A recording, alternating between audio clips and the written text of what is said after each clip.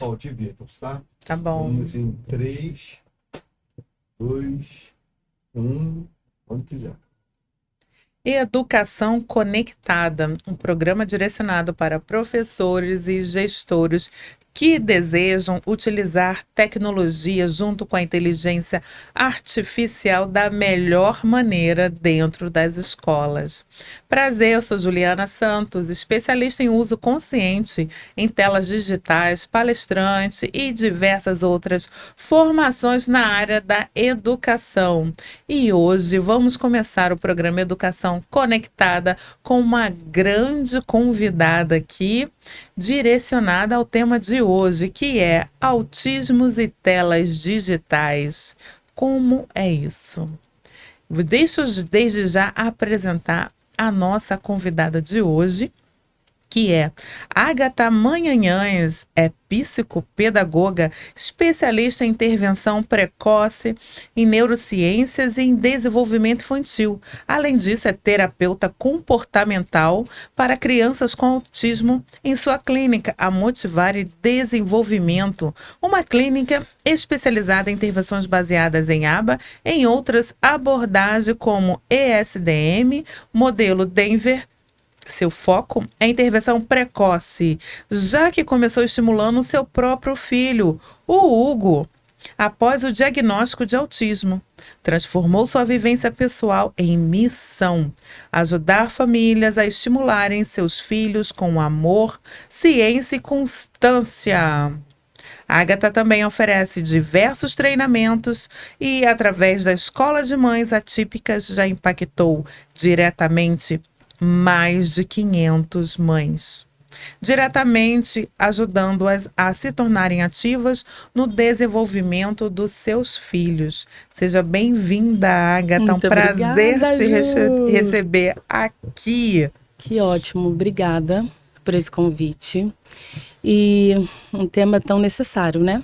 É um tema extremamente interessante.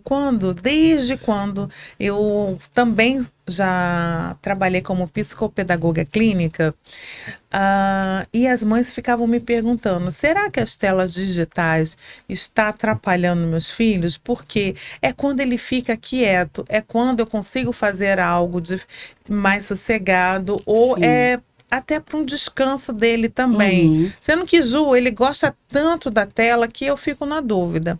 E até hoje, diversas mães vêm me perguntando isso. E por isso que eu vim trazer logo a Ágata, que é especialista, tanto profissionalmente como na vida pessoal, com a história do seu filho. Pois é, o Hugo teve diagnóstico com 2 anos e um novo mundo se abre quando você conhece o autismo. Sim. Existe, né, a vivência típica da criança que se desenvolve de acordo com os marcos e da criança atípica. E aí que é bem diferente, porque você não tem muitas questões de base, que é a interação, o contato visual e também outras questões que a gente vai abordar aqui, que faz com que a criança prefira telas, prefira celular, televisão, YouTube, e isso acaba fazendo com que cada vez mais ela fique mais afastada do vínculo familiar, as mães com menos conexão, e isso vai levando para o desenvolvimento e se somando uma cascata de atrasos e prejuízos no desenvolvimento que precisam ser trabalhados de forma precoce e imediata. Então, Sim. a gente não pode deixar isso acabar acontecendo, né? Essa criança cada vez mais afastada da família, porque toda criança aprende na interação social. Exato. Então, se eu, né, a gente vai entender que a criança autista, ela já tem, ela gosta um pouquinho mais da tela, e eu vou falar para você por quê. Se eu deixar só na tela, como é que ela vai se desenvolver? Como ela vai aprender? Então, já começo com a primeira pergunta. Ágata, por que tantas crianças gostam de ficar diante das telas? Sim, olha, eu vejo muito em todo tipo de criança. Acabei de vir de viagem e no restaurante, a maioria das crianças vendo na hora do almoço no tablet. E aí são questões são duas questões, né? A gente também tem que colocar a família nesse lugar, porque muitas vezes a mãe não consegue, né? Porque a criança fica agitada e tudo mais, a mãe não consegue comer, não consegue fazer alguma coisa, um trabalho dela. Até aí a gente também tem que pensar nesse papel da mulher, mas acho que a gente não pode esquecer das necessidades da criança. A partir do momento que a gente tem um filho, né, a gente decide construir uma família, a gente tem que ter total ciência do que a criança precisa. Exato. É claro que tem que ter um balanço aí, e tem outras coisas que a gente pode apresentar a essa criança também, não só as telas, além de regras e limites dos momentos que pode ou não usar a tela. Mas nessa viagem, a maioria das crianças no tablet, na hora da alimentação, e eu não sei quantas ali eram atípicas, que a gente poderia pensar numa necessidade maior, mas a maioria das crianças nesse movimento. E a criança atípica, o que acontece? Por que ela gosta tanto de telas, né? A gente sabe que é uma questão que vem cada vez mais aumentando o uso das telas, como uma forma de suporte para as mães, como uma forma de estudo, depois da pandemia principalmente. Então, esse uso vem aumentando. Até nós, a gente também tem que se policiar, porque somos o modelo das crianças. E as crianças autistas têm algumas questões bem peculiares. E quais são essas questões? Sim. A criança autista, ela gosta daquilo que é repetitivo. Então, o fato dela se manter ali no vídeo, e muitas vezes ela vê o vídeo, volta, vê o vídeo, volta. Às vezes é uma fala, às vezes é um pedacinho do vídeo, é um movimento do boneco. Então, por critério diagnóstico, o autismo ele tem os padrões repetitivos, né? Então, a criança ela tem uma necessidade dessa repetição visual também. É como se no cérebro dela, isso é muito bom, isso me agrada. Então, eu vou sempre fazer a mesma coisa. Esse é um dos pontos. E isso impacta positivamente ou negativamente no desenvolvimento dela? Aí que tá. É uma característica da pessoa autista. Essa questão da preferência por um determinado estímulo ou por um pedacinho do vídeo. O que a gente tem que fazer? A gente tem que propor estratégias. Porque eu não posso simplesmente pegar a criança autista e deixar ela mantendo comportamentos repetitivos que não são benéficos naquele momento para o desenvolvimento dela. É claro, se ela gosta de um vídeo específico, por que não a gente pegar esse estímulo e transformar num material? Né? Transformar num material pedagógico, num brinquedo, ela vai ter repetição, mas ela tem ali a parte da motricidade, ela vai ter atenção, porque outra questão do autismo é também o estímulo sensorial que entra, tanto do som quanto da imagem. Isso. Então você vê aquele desenho, colorido, aquele movimento. É muita música, é muito som, e a criança, por vezes, ela não está compreendendo cognitivamente o que está passando no desenho, mas ela só está alimentando tanto essa necessidade de estímulos muito fortes, ela está alimentando essa necessidade de comportamentos repetitivos e todo esse processo no cérebro dela, do prazer que dá, né, esse tipo de vídeo, porque já é feito em específico para ter uma liberação de dopamina assim, explosiva na cabeça da criança. E aí eu te digo, se você apresentar um livro para essa criança, ela vai gostar? Ela não vai. Essa criança começa a perder repertório de tudo. Ela não gosta de desenhar, ela não gosta de ler livro, ela não gosta de um jogo, porque nada dessas atividades que são da infância vão trazer o mesmo estímulo, a mesma carga de dopamina que o vídeo traz. Eu também fiz especialização em desenvolvimento infantil. E eu já percebi, Agatha, que tudo aqui que você está falando não é somente para autista. São para todas as crianças. Porque você, que é especialista na área da educação, você que é mãe, precisamos compreender e aceitar que, infelizmente, esses novos desenhos e games, a maioria deles foram programados para ter o menor declínio cognitivo dessa criança, para desenvolver lentamente e diminuindo eles. Por quê? Tem um neurocientista, agora não me recordo o nome, que ele publicou em sua pesquisa e comprovou que essa geração é a mais nova geração, a primeira, que tem um QI menor do que a geração anterior. Antigamente não tinha isso, você deve se lembrar.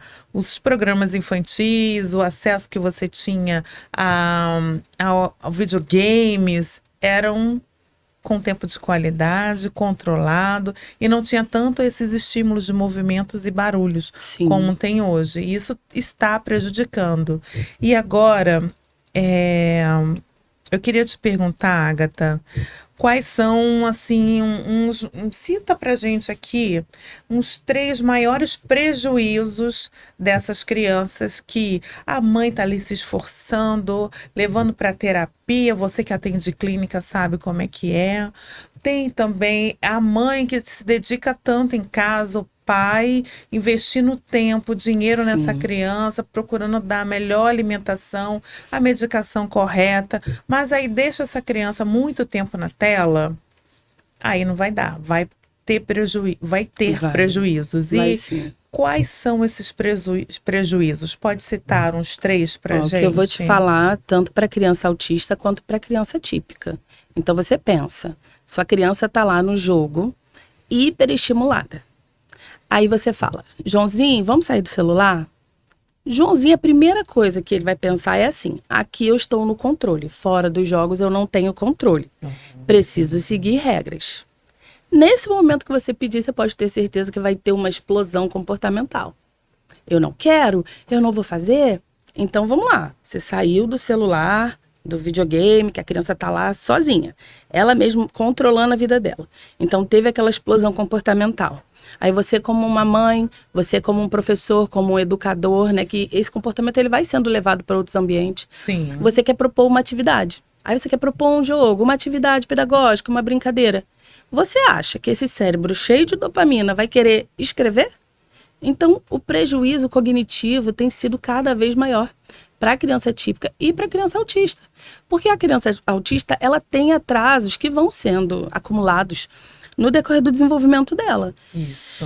E aí chega ali na hora dele aprender, não tem prazer em aprender em coisas simples. Ele não vai querer ficar num jogo, numa atividade que é onde ele aprende de verdade. Então a mãe às vezes, né, quer tirar a criança do jogo.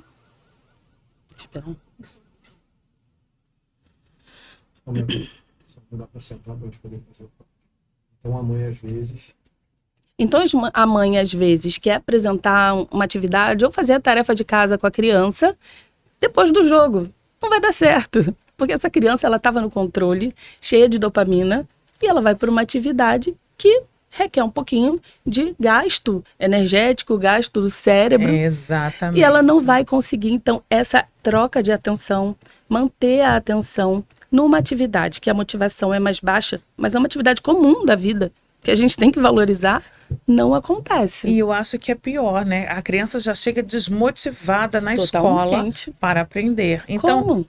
o que eu faço com a minha filha? Telas digitais lá em casa, desenho, tablet, nada. É 0 de manhã. Quando ela estudava à tarde, era 0 de manhã, justamente para essa criança chegar internalizada ali, Totalmente. aprendendo de uma maneira do ritmo da escola, com materiais e com papéis, outros tipos de materiais, sem telas. Agora tem tela na sala de aula, mas eles são direcionados a Sim. utilizar da maneira correta com pesquisas. E agora você pode citar mais 2 prejuízos? Sim, o maior de todos que você vai ouvir falar é na linguagem. O que linguagem. acontece? Atraso de fala. A gente já ouviu falar por aí na internet, autismo virtual, autismo virtual. Não existe autismo virtual, porque o Não autismo existe. é genético e hereditário. Então, é uma construção do indivíduo com outros fatores também. Mas não é assim, ele ficou autista porque usou muita tela. Não é isso. Mas o fato de usar muita tela faz com que essa criança não tenha oportunidade de se comunicar. A base da aprendizagem na infância é a imitação. Eu preciso olhar o que o outro faz para que eu possa repetir. O nosso cérebro é programado para aprender na repetição. Tem todo um sistema dos neurônios espelho que, quando eu vejo alguém fazendo, a mesma área no meu cérebro é ativada. Então, no meu cérebro é como se eu estivesse fazendo. Eu preciso olhar para poder repetir. E além disso, diminui o tempo de interação com as outras pessoas, Totalmente. até na sala de aula. Não comunica, não sabe fazer uma frase, não consegue se expressar. A criança perde essa habilidade. Ela perde, e aí vem com esse nome de autismo virtual que não existe. E aí ela tem esse prejuízo de linguagem completo. Vai ter também prejuízo comportamental. Então a gente vai ver muitas crianças que na escola vão manter também esse comportamento mais explosivo, porque não está sendo alimentada daquela hiperdopamina que ela tem às vezes em casa, como você disse, pelas manhãs sua filha não usa tela. O meu filho pelas manhãs não usa tela. E a gente cria uma estratégia. Então Olha tá só. vendo aí, você de casa, né? Você professor que tem filhos também, independente da parte Do diagnóstico, do diagnóstico do seu filho. E já comunica isso para as mães, Sim. evitarem isso. É uma Antes da estratégia escola. que a escola precisa passar essas informações para os pais, para as mães, para ajudar essas crianças a chegarem já bem intencionadas, internalizadas. Você pode estar perguntando: ah, Juliana, eu acho que você não tem noção do que é a sala de aula, como essas crianças chegam. Gente, eu sei que tem criança que chega na sala de aula até mesmo sem o café da manhã, Sim. né? E olha que essa criança não está passando por dificuldades econômicas, eu sei disso. Porém, informação é muito importante passarmos essas informações para as famílias, sim. Aproveita e compartilha já esse vídeo com outros professores também. Sim, se o professor informar as famílias durante uma reunião, um comunicado semanal, que seja, estratégias para trabalhar melhor o uso de telas em casa. Às vezes o pai não tem informação, né? Existe muito esse mito de, o vídeo pedagógico não está ensinando. O vídeo pedagógico, ele está alimentando mais hiperfocos, ele está alimentando o que a criança não precisa. Por exemplo, uma criança de 3 anos não precisa saber o alfabeto em inglês. Ela precisa saber correr, brincar, pular corda. Ela precisa interagir com a mãe, dar bom dia, preparar seu café da manhã, levar seus itens à mesa, organizar sua mochila. É isso que uma criança pequena precisa. Uma criança pequena não precisa. Mas se ela tiver tudo isso e assistir vídeos em inglês, não seria bom? Seria, mas aí tem que ter direcionamento. Com essa estratégia, né? Não é assim, você deixar a criança... A base foi feita. Isso. Você deixar a criança simplesmente, né, no celular, porque ela não vai estar, não é uma aprendizagem, tem que ter a participação do adulto. Para toda aprendizagem tem que ter o intermédio de um outro ser humano, é uma característica do Homo sapiens. Exato. A gente aprende por imitação, em grupos sociais, aprendizagem social. Então, tudo tem que ser muito bem organizado. Assim, entendendo que aquele momento, filho, esse momento, a gente vai estudar inglês, a gente vai estudar... E você tem o tempo X, isso. E nós vamos aqui ver esse conteúdo. E depois de ver esse conteúdo, reforçar também, conversando. Na minha casa, a gente tem uma rotina de leitura. Mas uma leitura ativa, por exemplo. Leu, a gente conversa sobre o que foi falado na leitura. Porque dessa forma, ele pode me contar. Então, a gente mantém ainda um pouquinho daquele resquício do social mesmo usando as telas. Então, tem que ter essas estratégias. A criança ler e você também ler o que a criança leu, para você interagir melhor, da melhor maneira, né? E estimular essa criança a falar o que entendeu também. Não é somente ler por ler, é ler, entender e interpretar. Agatha, agora, quais são as sugestões que você pode passar aqui para melhorar essa rotina dessa criança ficar tanto tempo na tela? Por exemplo, a criança que já é viciada nas telas, a criança autista ou adolescente, o que esses pais podem estar fazendo? E aí vem outra coisa, vem diferente. Como tem escolas que já está integrada a tecnologia artificial, tablet, para ensinar junto com os alunos. Se esse aluno autista ele já é viciado, o que essa escola também pode estar fazendo? Ou se esse aluno também não é viciado em tela, mas gosta, o que a escola pode estar tirando de proveito, né? Melhorar ainda esse desempenho e essa participação desse aluno na aprendizagem? Então, vamos lá. O que a gente pode trazer de estratégia para casa? tá? Isso. Primeira coisa que a gente tem que ser com os nossos filhos é a mãe.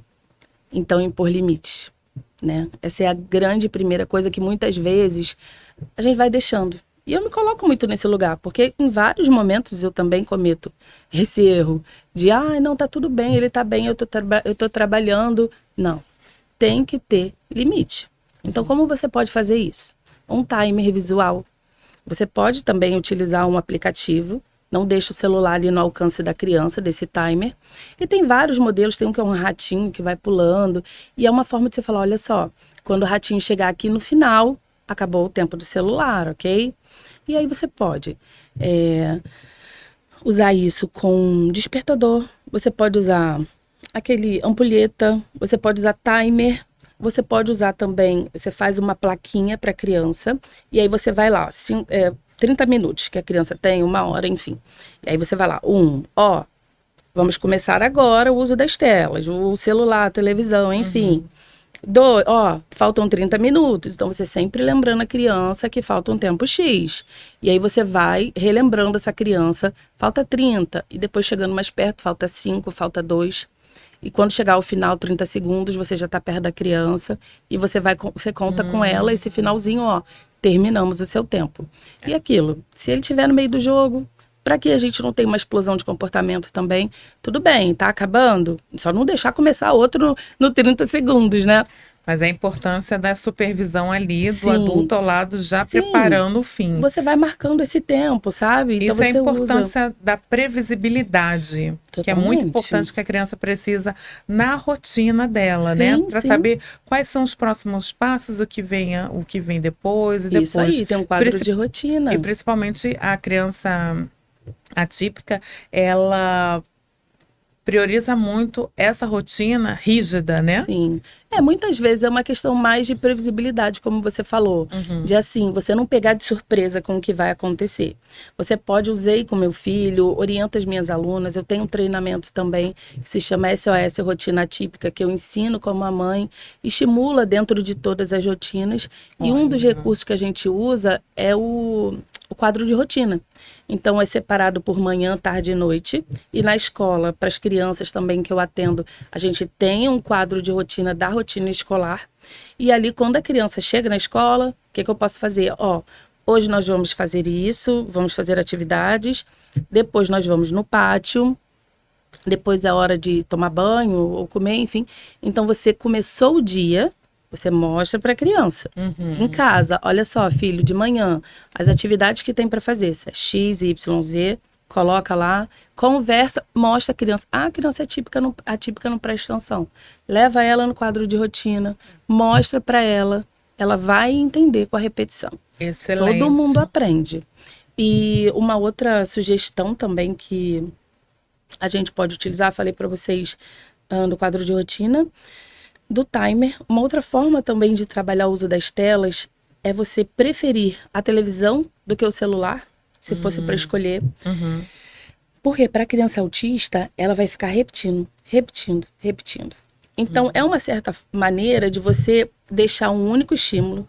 Por vezes, você também pode selecionar aquele desenho que tem menos estímulos visuais, aquelas trocas de cores, né? E você deixa o controle no alto, à vista da criança.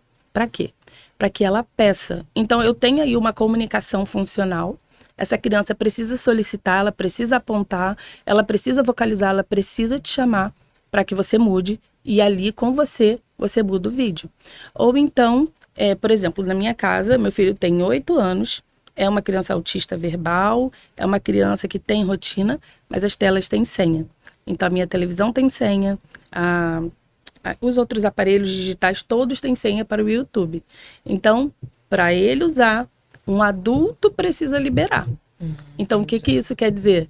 Eu preciso tá ciente de que ele está usando, eu vou olhar a hora, então eu posso conseguir me preparar para todo esse processo. E tem controle parental instalado também no aparelho? Não tem, porque lá em casa todos os celulares têm senhas. Né? Deixa eu te aproveitar e passar uma informação bem valiosa, a importância do controle parental, até para trabalhar essa previsibilidade que você vai colocando o tempo que a criança Sim. pode estar utilizando, e o aplicativo também pode estar comunicando: olha, falta 10 minutos, faltam 5 minutos. Porém, como a Agatha acabou de falar aqui, para a criança autista, a gente já vai começando com 30 minutos antes, justamente para evitar essa explosão. E eu adorei essa sugestão, que quando tiver pertinho do final, o adulto já fique ao lado ali, supervisionando, preparando justamente Sim. para ir melhorando essa Já rotina, esse avisando, né? comportamento também. Isso aí. Agatha, foi um prazer te receber aqui no Educação Obrigada, Conectada. Jane.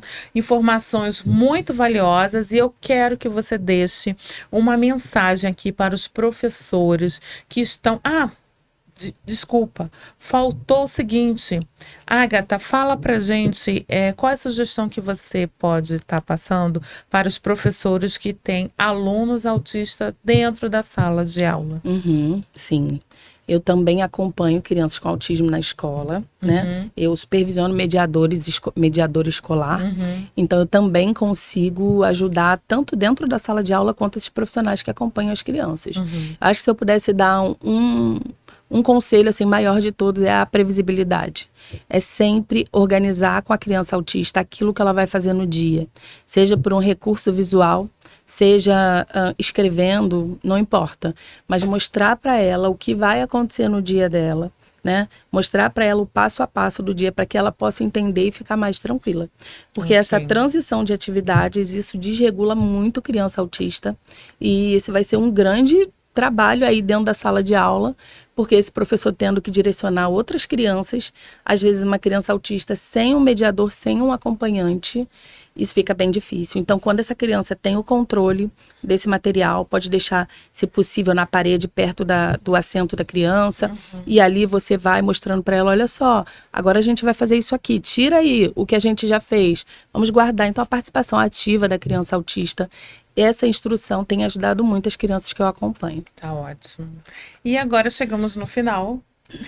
Eu gostaria que você deixasse uma mensagem para os professores e outra mensagem para as mães que estão com crianças ou adolescentes atípicos. Olha, o que eu posso falar para a mãe, você que está me assistindo e que é mãe atípica, é, primeiramente, não desista. Dá trabalho, ainda mais quando a gente quer gerenciar o uso das telas. Você vai ter, assim, um período de explosão comportamental, principalmente quando seu filho já é muito acostumado a usar telas. Quando você falar assim, não, a partir de agora eu vou mudar esse cenário, eu não quero isso para o meu filho, porque a criança vai perdendo a criatividade, a criança perde comunicação, a criança perde muita coisa. E você vai... também com todas essas modificações, ter muito mais conexão com seu filho, que é o que a gente quer no final de tudo, né? A gente quer ter a atenção, o olhar do nosso filho autista. Então não desista. Vai ser difícil, mas seja constante. Se você resolver começar, você vai precisar comunicar todas as pessoas da sua família, aquela avó que dá o celular porque, ai, tadinho dele. Você vai falar, mamãe, não pode, não dê. Que se a criança, não tem o que fazer, vamos ensinar ela a brincar, vamos estimular a criança, vamos apresentar a casa para a criança, vamos para a rua, deixa a criança correr, vamos tentar organizar e pede ajuda da família, que vocês conseguem sim dar uma melhor qualidade de vida para sua criança. E para os professores, Agatha? Ai, para os queridos professores, quando eu faço visita escolar, a gente tem muitas boas conversas. E o que eu posso falar para vocês, meus amigos, eu sei, tá, que a sua demanda de organização de aula, de estudo, etc., ela é complicada, mas é necessário estudar um pouquinho da análise do comportamento para professores. Ela vai te dar estratégias muito específicas, comportamentais, para você agir na sala de aula. Porque eu vejo professores, eles vêm com os hábitos já de muitos anos, e agora com um aumento tão grande de crianças autistas na sala de aula, a gente tem que saber, por exemplo, essa estratégia que eu passei para vocês, de você ter previsibilidade, usar um quadro de rotina, fazer o tempo decrescente e ao finalzinho você tá ali com a criança para dar esse suporte, vem da análise do comportamento. Então vale a pena ir para esse lugar, estudar lá no meu Instagram, @AgathaManhanhãs, você consegue informações de como você pode aprender mais sobre análise do comportamento, para você usar tanto essa estratégia, quanto modelagem, quanto modelação, quanto você fazer o reforço positivo, que é o que ajuda demais, faz com que as crianças aprendam. Manter a criança sentada, por exemplo, que é uma dificuldade, né? Que não seja à força, que não seja obrigada, com atividades motivadoras para essa criança, adaptação curricular, adaptação de materiais. Então, tem muita coisa que a ciência está produzindo para os professores. Eu sei que existe uma barreira, às vezes, do pessoal que está ali criando essas estratégias com a escola. A gente tem visto muito esses embates, mas não deixem de fazer. Se você tem um aluno autista, busque se capacitar para poder ajudar com essas estratégias. Muito grata. Muito Obrigada bom a você, ter você Ju. aqui no podcast da Educação Conectada. E, Agatha, como os professores, como as mães podem entrar em contato com você? Deixa de novo, novamente, seu @ e o telefone da sua clínica. Tá, olha só, quer entrar em contato comigo? Eu faço tanto supervisão de famílias, treinamento de famílias e acompanhamento para escolas também. Tanto treinamento para Maravilha. professores, mediadores. Então você vai encontrar no Instagram, meu nome é difícil, mas você não esquece mais. É Agatha Manhanhães. Eu sou de uma família que vem de indígenas. Então, por isso que eu tenho esse nomezinho bem diferente. Então, Agatha Manhanhães. Se você botar Agatha MA, com certeza vai aparecer para você. E lá você vai ter todas as informações. A minha clínica é Motivar e Desenvolvimento Infantil. Você acha também no Instagram, você acha no Google. E também, se você quiser visitar a gente presencialmente, eu fico lá na Tijuca, na Praça Sans Pena, para quem é do Rio de Janeiro. E quem não for, pode entrar em contato comigo lá pelo Instagram. E você vai ter todas as informações, a gente se comunica, o canal é aberto sempre, eu estou sempre disponível para ajudar. E tem atendimento online? Atendimento online, Tem curso online? Tem também, Ó, que atendo maravilha. escolas, semana passada atendi uma professora de Natal, no Rio Grande do Norte. Então, maravilha. Fica essa grande informação para você que é professor, gestor escolar, que precisa de um profissional que estimule, que te ensine na área do autismo, como lidar com crianças e adolescentes no aprendizado e também no uso consciente de telas digitais. Porque não temos mais para onde correr, a tecnologia está aí, a inteligência artificial está aumentando, inclusive a China já obrigou que no mês de setembro todas as escolas irão ter que ensinar inteligência artificial para as crianças a partir de 6 anos. E o nosso Brasil, professor, precisamos de você, precisamos que você fique mais integrado junto com as tecnologias, junto com a inteligência artificial para melhorarmos a qualidade do nosso ensino. Eu sei que está difícil, mas podemos melhorar junto com a tecnologia, ok? Então fica o meu beijo, o meu grande abraço e tchau, tchau. Tchau, pessoal. Aguarde até o próximo programa Educação Conectada. Sou Juliana Santos, palestrante, especialista em telas digitais em uso consciente, especialista em desenvolvimento infantil. Prazer, tchau, tchau. Grata, Agatha. Tchau, Ju, obrigada. Foi, gente. Por que você tá sorrindo? Eu só digo que foi, se o Matheus dizer que foi.